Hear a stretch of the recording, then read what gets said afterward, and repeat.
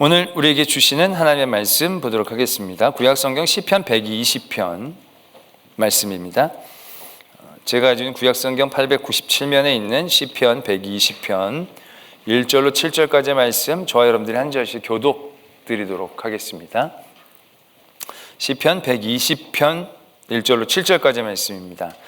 내가 환난 중에 여호와께 부르짖었더니 내게 응답하셨도다.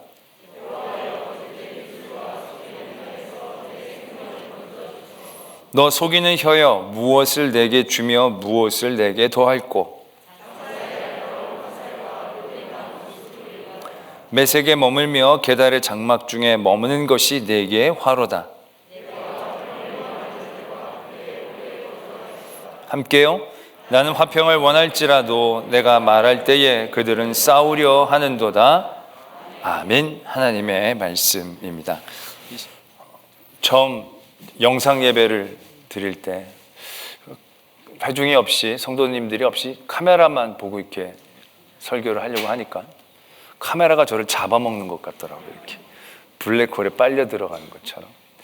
근데 한 2, 3주 되니까 적응이 빠르게 되더라고요. 그러니까 오히려 성도님들이 없이 카메라만 보니까 대단히 졸지도 않는 성도, 아주 열심히 듣는 것 같은 성도, 내 마음대로 생각할 수 있어서 굉장히 좋더라고요. 그러다가 지난주부터 이제 좀 인원이 늘게 되어 주셔서 몇몇 성도님들이 오시니까 대단히 부담이 되더라고요. 성도님들을 보는 게 쉽지 않더라고요. 오늘 이렇게 많이 오셔가지고 내가 너무 부끄럽습니다. 지금 왠지 처음에 강단에 선 것처럼 떨리는 마음. 그러나 하나님께서 곧 적응시켜 주실 줄로 믿고, 오늘 제가 뭘 보면서 설교를 해야 될지 지금 제가 50대 50으로 봐야 되는데 뭘 볼지 잘 모르겠습니다. 그러나 저는 보지 못한다 할지라도 하나님은 여러분들을 보고 계시니까 온전한 예배의 자리와 또 하나님 주신 은혜를 또 갈망할 수 있는 저와 여러분들 되어지길 바랍니다. 상황이 이렇다 보니까 저희들이나 많은 성도들의 요즘 고민들 가운데 그런 고민이 있습니다. 성전, 교회란 과연 어떤 의미가 있는지, 우리가 드려진 예배는 과연 어떻게 드려져야 하는 건지, 장소가 예전엔 굉장히 중요했는데 이제는 그런 장소의 중요성을 지키기 어려운 그런 상황에서 또 여러 가지 또 이웃과의 관계들, 뭐 이런 관계 가운데서 성전에서 예배를 드리는 것과 또 가정에서 예배를 드리는 것들 가운데 많은 고민과 또한 여러 가지 이야기들 가운데에서 우리 적지 않은 또 혼란 가운데에 있었음을 보게 됩니다. 지금도 그러한 것들, 어떻게 우리가 예배를 드려야 되는 건지, 어떻게 우리가 교회를 지켜나가야 되는 건지 저희들이 참으로 제대로 큰 지혜를 얻기가 어려운 상황 가운데 있습니다. 이런 가운데에 시편 120편에서부터 134편은 제목을 갖고 있는 말씀입니다. 성전에 올라가는 노래. 그러니까는 성전을 향하여 가면서 하나님께서 우리에게 부르기를 원하셨고, 그 말씀을 통하여 우리가 하나님 앞에 설 때에 우리가 깨달아야 될 것, 붙잡아야 될 것, 집중해야 될 것들을 가르쳐주고 계시는 그러한 말씀으로 보게 됩니다. 그래서 오늘 시편 120편의 말씀을 통하여 우리가 하나님 앞에 어떠한 마음가짐으로 서야 되는지, 하나님의 성전에 올 때 우리 어떠한 것에 집중해야 하는지에 대한 은혜들을 나누고자 합니다. 오늘 그 성전에 올라갈 때 우리가 하나님께 찬양하고 하나님께 부르면, 또 하나님께서 우리가 부르기를 원하시는 그 태도, 모습, 그것을 1절에 아주 분명하게 처음부터 표현해주고 계십니다. 바로 뭐냐면, 내가 환난 중에 여호와께 부르짖었더니 내게 응답하셨도다 라는 것입니다. 내가 환난 중에 당연히 하나님을 부르짖어야 하는 것이고, 우리가 예배자의 자리에 있다라고 했을 때, 하나님께 나아간다라고 했을 때 우리가 정말로 놓치지 말아야 될 간절한 마음이 있다면 그건 부르짖음입니다. 우리의 환난 가운데에서 우리를 도와달라고 하는 우리들의 간절함이 우리들 가운데 분명히 있어야 한다는 것입니다. 교회는 그러한 곳입니다. 교회는 우리의 어려움과 또한 고통 가운데서 하나님 앞에 부르짖을 수 있는 곳이고 부르짖어야 하는 곳입니다. 우리가 어려움과 힘든 그런 삶의 자리를 만났을 때 우리가 무엇을 생각하고 무엇을 깨닫고 어디를 향하여 가야 되는가, 그게 고민 없이 하나님을 향하여 가게 되어지고 또 교회를 향하여 나아가게 되어져야 하는 것, 그게 예배 예배를 드릴 때에 하나님이 우리에게 원하시는 마음이고 우리가 붙잡아야 될 집중함이다라는 것입니다. 여러분들 오늘 우리 성전에서 또한 영상으로 가정에서 드리는 여러분들 가운데 어떠한 마음으로 지금 서 계십니까? 하나님 앞에 계십니까? 여러분들 안에 부르짖음, 여러분들 어려움 가운데 간절한 하나님 앞에 향한 그런 간절한 간구들, 그러한 마음의 중심으로 서 계시는가? 우리는 이걸 분명히 바라봐야 한다는 거죠.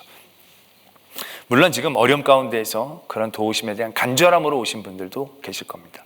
그러나 적지 않은 분들, 하나님 앞에 내 환난 중에 나에 대한 간절한 도우심을 바라는 마음이 없이 이 자리에 서게 되신 분들도 적지 않을 겁니다. 왜냐하면 그렇게 간절하게 부를 만큼 큰 어려움과 환난 가운데 스스로가 있지 않다라고 생각하는 경우들 많이 있기 때문에, 성경에서도 보면 힘들고 어려울 때는 하나님을 간절히 부르짖지만 평화로운 때, 아무 일이 없을 때, 하나님께서 은혜를 주셨을 때에는 그렇게 하나님 앞에 간절히 나오지 못한 모습들을 보게 되어지거든요. 근데 오늘 이것은 힘들고 어려울 때만 주님께 나오라는 얘기가 아닙니다. 모든 사람들이 하나님 앞에 예배를 드릴 때 정기적인 절기도 있고 안식일도 있고 그런 모든 예배 자리에 나갈 때 우리는 나의 환난 중에서 여호와께 부르짖어 내게 응답하심을 경험해야 하는 이 중심을 갖기를 원하신다는 거죠. 몇몇 어려움에 처한 이들에게만 부르게 하시는 것이 아니라 모든 이들이 이러한 것들을 부르기를 원하고 계신다는 것입니다. 그렇다면 시편 120편에서 내가 환난 중에 처했는데 그 사람이 처한 환난은 어떠한 모습인지를 우리는 말씀을 통해서 보게 됩니다. 어떠한 환난 가운데 있느냐면 거짓된 입술과 속이는 혀, 거기서 내 생명을 건져달라고 얘기합니다. 또한 5절에서부터는 매색에 머물며 계달의 장막 중에 머무는 것이 내게 화로다. 내가 화평을 미워하는 자들과 함께 오래 거주하였다. 나는 화평을 원할지라도 내가 말할 그때에 그들은 싸우려고 한다. 이 시편 120편에서 처한 이 환난의 자리들은 이렇게 표현되고 있습니다. 그 밑에 부분에 보면 매색과 게달이라고 적혀져 있는데 이 매색과 게달은 이스라엘 지역의 땅이 아닙니다. 이스라엘을 꾸준히 괴롭혔던 이들의 땅의 이름입니다. 그러니까 지금 이 예배자들이 그런 곳에 처한 것 같이 그들의 상황들을 이해하고 있는 거죠. 사는 게 아닐 겁니다. 사는데 사방이 다 적으로 쌓여있는 그런 삶의 자리에 처해 있다라는 사실입니다. 그래서 자기는 화평을 원하는데 이 사람들은 화평을 미워하는 자들과 아주 오래 살게 되는 것이에요. 그래서 나는 그들과 좀 친하게 지내려고 하지만 내가 그럴 때마다 저 사람들은 싸우려고 한다는 거죠. 마치 우리 이웃집 사람들과 잘 지내보려고 음식을 갖다 주면 그 사람이 음식을 받고 나서 이거 독 들어있는 거 아니에요? 뭐 이런 식으로 시비를 거는 듯이 뭐 잘해주려고 해도 그걸 제대로 받아들이지 않는 아주 입에 가시 돋친 사람들 가운데에서 처해 있는 그러한 어려움들을 이야기하고 있죠. 거짓된 입술과 속이는 혀, 또 화평을 싫어하는 이들, 나와 대적하고 있는 사람들과 사는 그런 삶의 처지들, 분명 환난의 자리에 있다라는 것을 분명히 보게 됩니다.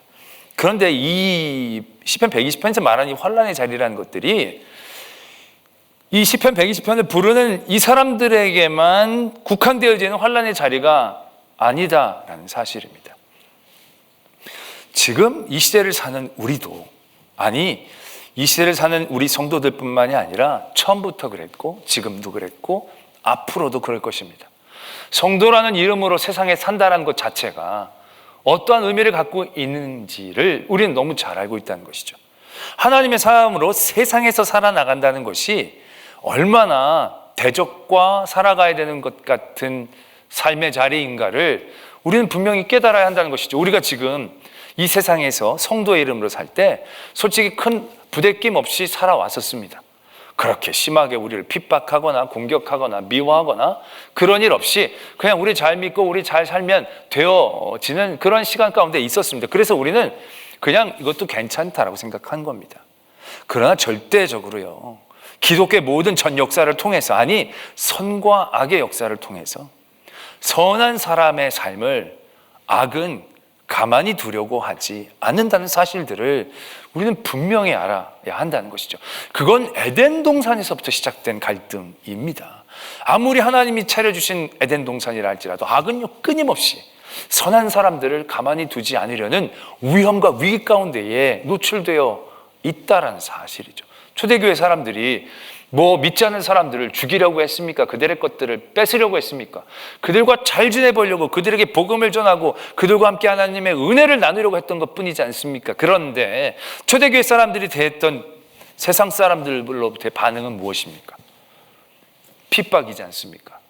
멸시와 미움과 공격과 결국에는 죽음까지도 당해야 하는 그러한 삶의 자리들을 살아왔었습니다. 그게 성도의 삶의, 이 세상에서의 삶의 모습이다라는 것, 우리는 잘 알고 있지 않습니까? 지금도 우리가 믿음의 사람으로서 여러 가지 알게 모르게 당하는 여러 가지 일들, 이건 어떻게 보면 대단히 자연스러운 거죠. 왜? 세상은 우리를 이해할 수 없기 때문에 그렇다는 거죠. 세상은 우리가 십자가의 도를 믿고 십자가의 도를 따른다는 것 자체를 이해하고 인정할 수가 없는 구조 가운데에서 우리를 미워할 수밖에 없다는 겁니다. 우리가 십자가를 따르고 십자가를 믿어 그들에게 은혜를 나누고 싶어 하지만 그들은 그것조차도 자신들을 향한 공격, 자신들의 이익에 대하여 반하는 일들로 받아들일 수밖에 없는 삶의 자리에 우리가 처해 있지 않느냐라는 것이죠. 오늘 이 사람은 적진에서 홀로 빠져있는 사람처럼 여겨집니다. 굉장한 환난 가운데 빠져있죠. 그래서 이 사람 안 됐다, 이 사람 정말 도움이 많이 필요하겠다, 이런 사람들은 하나님 앞에 늘 도우심으로 간구하심으로 나올 수밖에 없겠다라고 얘기하지만, 이 사람에게 필요한 이 도우심에 대한 간절함은 지금 이 시대를 사는 우리들에게 있어서도 분명히 있어져야 한다는, 그것에 대해서 깨달아야 한다라는 사실들을 우리는 알아야 합니다. 우리가 편하게 있지만 편하게 있는 게 아닙니다. 우리가 편하게 예배를 드릴 수 있다고 이것이 굉장한 은혜, 앞으로도 우리가 거저 얻을 수 있는 은혜다라고 생각해서는 안 된다는 것이죠. 우리는 1절에 이 부르짖음 가운데 깨어 있어야 합니다. 이 환난 중에서 하나님 나를 도와주시옵소서. 여러분들 아무런 부담 없이 아침에 일어나서 걸어서 어려움 없이 이 자리에 앉아서 편하게 앉아서 예배 드리고 편하게 들어갔다고 해서 이게 도우심이 없는 자리라고 생각해서는 절대 안 된다는 것입니다.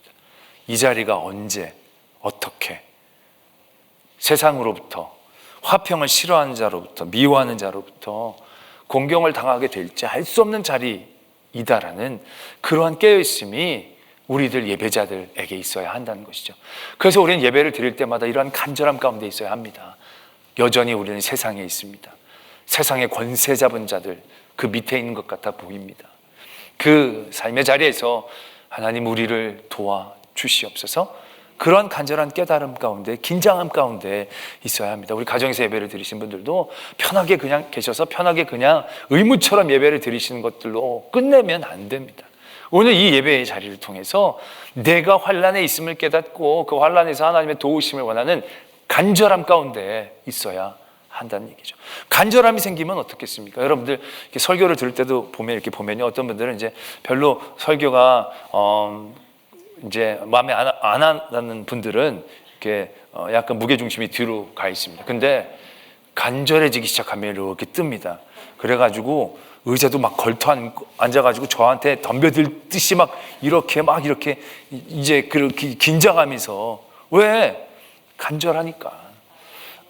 그래서 여러분들 지금 등 떼라는 얘기가 아니고요, 그런 경각심 가운데 이렇게 편하게 그냥 오늘 예배 오늘 하나 이게 아니다라는 사실들을, 이 시편 120편의 환난이 우리에게도 지금 존재하고 있는 환난이다라는 사실들을 우리는 분명히 예배자로서 깨달아야 한다는 것이죠. 또 거짓된 입술과 속이는 혀, 이게요, 거짓된 입술과 속이는 혀에 대하여 넘어가게 되면 이게 환난인지 몰라요.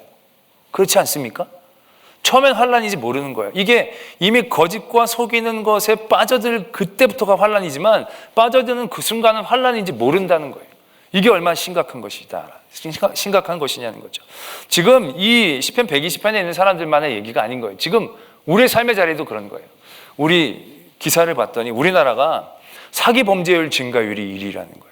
모든 범죄율 중에서 사기 범죄율이 엄청 증가해서 지금은 범죄 비율 중에 사기 범죄가 엄청 높다라는 거예요.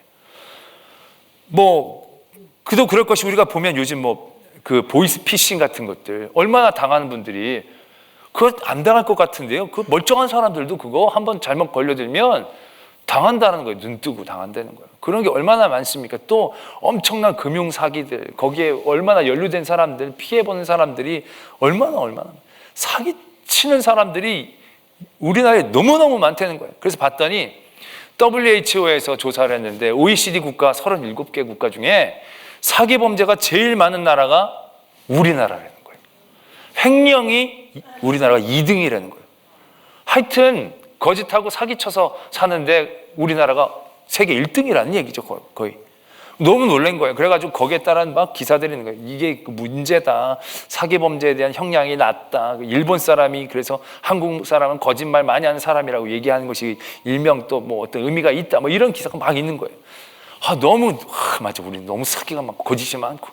그래서 쭉 거의 그 사기에 속아 넘어가는 건 우리 정욕 때문이고 막 그런 생각을 하면서 기사를 막 봤는데요. 어떤 기사가 또 하나 있는 거예요. 봤더니 어떤 기사냐면 그 WHO에서 우리나라가 사기 범죄가 1등이라고 했던 그 기사가 사기라는 거예요. 거짓 기사라는 얘기. 너무 황당한 거 있죠.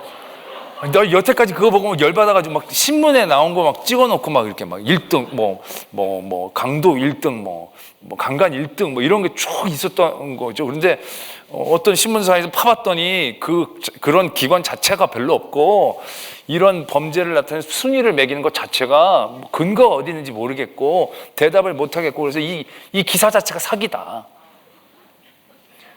그런 거 보면 우리나라 1등이 맞는 것 같아요. 이게 하여튼 다 사기. 요즘은 SNS 때문에 거짓 뉴스가 얼마나 많이 나오는지 너튜브나 이런 SNS 통해서 막 말한 게 다 그냥 사실인 것처럼 막 얘기하지만 진짜가 과연 몇 개가 있는지 헷갈리는 그런 삶의 자리. 속아도 속는지 모르는, 내가 환란에 빠져도 환란에 빠지는지 모르는 그런 삶의 자리들에 우리가 처해 있다는 것이, 여러분들이 살고 있지만 여러분들이 살고 있는 게 아니라 사기당하고 있는 것일지도 모르는 그런 삶의 자리에 있음을 우리가 깨달아야 한다는 것입니다. 세상은 어떻게 보면 결론적으로 말하자면 다 거짓이에요. 왜? 영원한 것이 없거든요. 우리에게 행복을 준다는 할 때 그 행복이 영원한 게 없거든요. 돈을 벌게 해준다고 했을 때 그 돈을 영원히 우리에게 지워질 수 있는 게 없거든요. 다 그림자와 같은 시한을 갖고 있는 거예요. 그렇기 때문에 진실이라고 얘기할 수 없는 그런 시대에 우리가 살고 있어요. 우리가 힘쓰고 애쓰고 쫓는 그 모든 것들이 신기루와 같은 것들이다라는 얘기들을 얼마나 많이 합니까? 우리가 바라는 세상, 유토피아, 이 땅에는 없는 땅이라고. 그러한 거짓을 우리는 얼마나 많이 쫓아갑니까? 그 거짓에 빠져 있는, 그래서 거짓에 빠져서 거기에 전전긍긍하며 두려워하고 그것에 간절히 매어달리는 우리를 속이는 입술과 거짓된 혀에 넘어가고 있는 우리들. 그러나 그것이 환란인지도 모르고 살아가는 우리들일 경우가 얼마나 많이 있느냐는 거죠. 때문에 우리는 하나님을 향하여 나갈 때 이 거짓으로부터 우리가 보호받을 수 있도록 깨어 있어야 한다는 것입니다. 거짓으로부터 우리가 환란에 빠져 있는지도 모를 우리의 그런 어리석음의 자리에서 간절함으로 깨어 있어야 한다는 거죠. 주여, 이 환란에서 저희를 건져 주시옵소서. 거짓에 빠져 거짓인들도 모르고 여기에 나의 힘과 땀과 정열을 쏟는 이 어리석음 가운데 내가 빠지지 않게, 나중에 다 쏟아붓고 나서 그게 사기인 줄 알았을 때 겪게 되는 그 엄청난 절망과 허무함들 가운데 나로 잊지 말게 하소서. 우리의 예배가 우리가 교회를 향할 때 가져가는 마음 가운데 그러한 환란에 대한 인정과 고백들, 깨어있음들이 있어야 함을 오늘 말씀은 우리들에게 가르쳐주고 계신다라는 것입니다. 그러나 더 큰 환란이 아직도 남아 있습니다. 시편 120편에서 얘기하는 환란은 나를 속이는 혀, 나에게 거짓을 얘기하는 입술, 또 나를 공격하려는 모든 악한 사람들, 화평을 싫어하는 모든 사람들의 모습과 태도들, 그러한 것들 안에 빠져있는 나도 환란에 처해있는 나임에는 틀림이 없습니다. 그러나 그 가운데 우리가 더 위험한 환란 가운데 빠지게 되는 것을 발견해야 한다는 것이죠. 에덴 동산 하나님이 만드신 부족함이 없는 그 땅에도 위험한 자리가 있었습니다. 그 위험한 자리가 바로 뭐냐면 뱀과 함께하는 자리입니다. 그리고 선악과와 가까이 있는 자리입니다. 대단히 위험한 자리죠. 환란에 빠지기 딱 좋은 자리입니다. 하와가 그 많은 복된 곳을 다 살다가 결국은 그 환란의 자리에 서게 됩니다. 뱀과 함께 선악과 앞에 서게 됩니다. 하와는 큰 위험에 빠졌습니다. 그러나 하와가 겪게 되어지는 가장 큰 환란과 위험은 뱀과 함께 있고 선악과와 함께 있던 그 자리에 그가 처했다는 자체가 아닙니다. 더 무서운 환란은 무엇입니까? 결국 그 뱀의 거짓된 입술과 혀에 그가 동화되기 시작했다는 거죠.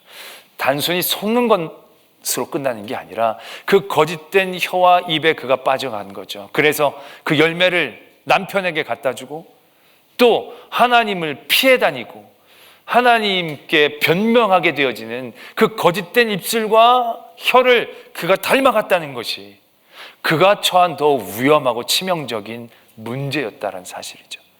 이스라엘 민족이 가나안 땅에 들어가서 삽니다. 가나안 땅에서 사는 그 이스라엘 민족에 있어서 가장 치명적인 위기와 위험은 무엇이었습니까? 가나안 땅 사람들의 무력, 그들이 갖고 있었던 여러 가지 무기, 그들의 선진적인 문화, 그것도 굉장히 그들에게 위협스러운 것이었죠. 그들의 철병과 철기, 그들과 싸워야 되는 그런 싸움의 전쟁터들, 분명 그것도 환란입니다. 그 가나안 땅 사람들이 거기에 있다는 것 자체가 그들에게 환란이죠. 그런데 더 큰 환란은 무엇입니까? 그들의 삶에 그들이 동화되기 시작했다는 거죠. 그들이 믿었던 신을 그들도 따르기 시작했던 것이고, 그들이 살았던 그 쾌락의 삶의 자리에서 그들도 쾌락을 맛보면서 그 쾌락에 점점 빠져갔다는 사실들이 가나안 사람들이 가졌던 무기보다도 더 치명적이고 위험했던 무기였다는 사실들을 우리들은 깨달아야 한다는 얘기죠. 오늘 말씀 가운데 보면 거짓된 입술과 속이는 혀에서 내 생명을 건져주소서, 이런 부분이 있습니다. 이건 어떻게 보면 거짓된 입술과 속이는 혀가 나의 반대편에서 나를 찌르고 나를 공격하는 상대방으로 이해할 수 있습니다. 이것들로부터 나를 보호해달라고. 그 다음에 보면 너 속이는 혀여, 무엇을 너에게 주고 무엇을 너에게 더할꼬? 장사의 날카로운 화살과 로뎀 나무 숯불이다. 너 거짓된 입술 속이는 혀, 너에게 뭘 줄까? 화살로 너를 쏘고 숯불로 너를 진짜 태워버릴 것이다. 이렇게 이제 얘기를 하고 있는 거죠. 이건 나를 공격하고 나를 속이려는 입술을 향한 외침일 수도 있을 것입니다. 그러나 그 거짓된 입술과 속이는 혀에 동화되어져 버리는 스스로에 대한 경각심, 스스로에 대한 깨어있음에 대한 외침일 수도 있다는 얘기죠. 그것들을 그냥 없애면 되고 그것들은 무시해버리면 되는 것이에요. 하나님 말 잘 섬기면 돼요. 시편에서는 대부분 구조가 그래요. 그런데 여기에서는 그들을 향한 아주 신랄한 비판들을 겸하여 하고 있다는 거죠. 이건 그들을 향한 비판이기도 하거니와 거기에 동화되어 그것들을 따라가려고 하는 내 삶의 자리에서 그것이 얼마나 무섭고 치명적인가를 깨달음으로 거기에 대해서 또 깨어있게 하고자 하는 나에 대한 자기 외침일 수도 있다는 얘기죠.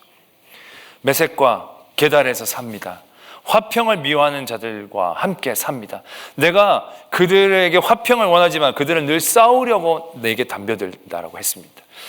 거기에서 그들이 내게 걸어온 싸움, 그것도 굉장한 위기와 환란이라고 이야기할 수 있을 것입니다. 그러나 그런 삶의 자리에서 우리가 더 경계해야 되고 더 무서워해야 할 그 환란의 자리는 무엇입니까? 나는 화평을 원했는데 그들은 내게 싸움을 걸어와요.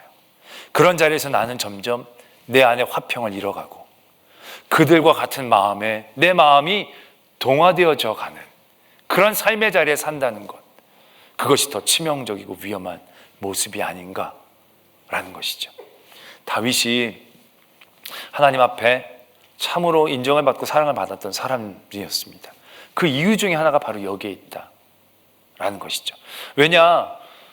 사울은 끊임없이 다윗을 미워하고 끊임없이 다윗을 죽이려고 했습니다.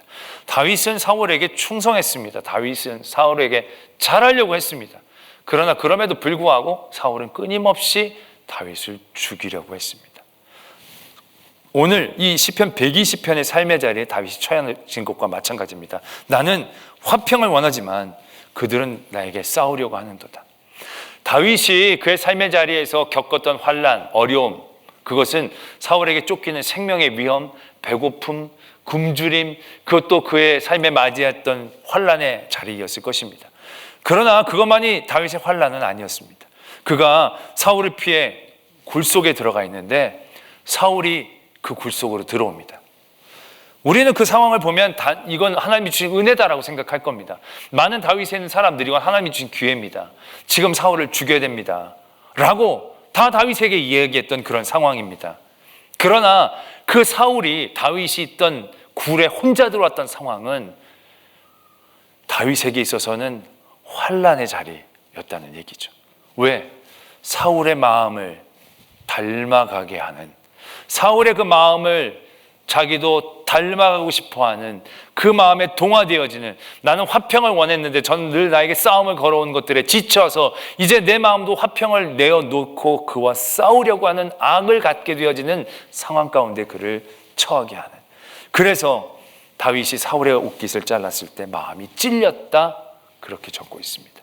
하나님께서는 그가 분명히 알기를 원하신 거죠. 그 자리는 은혜의 자리가 아니라 시험과 환난의 자리였습니다. 그 다윗이 사울의 마음에 동화되어지느냐, 동화되어지지 않느냐. 그 자리에서 다윗은 하나님 앞에 도우심을 받을 수 있었다라는 것입니다.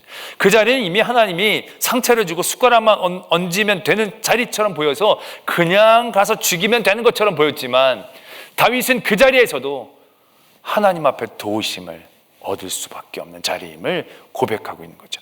그래서 거기서도 하나님께 부르짖고 하나님께서 그를 도와주셨을 때 그 진정한 환난의 자리, 그와 동화될 수 있는 환난의 자리에서 그가 벗어날 수 있었음을, 그래서 예수 그리스도의 하나님의 진정한 승리자가 될 수 있었음을 우리는 분명히 기억해야 한다는 것이죠.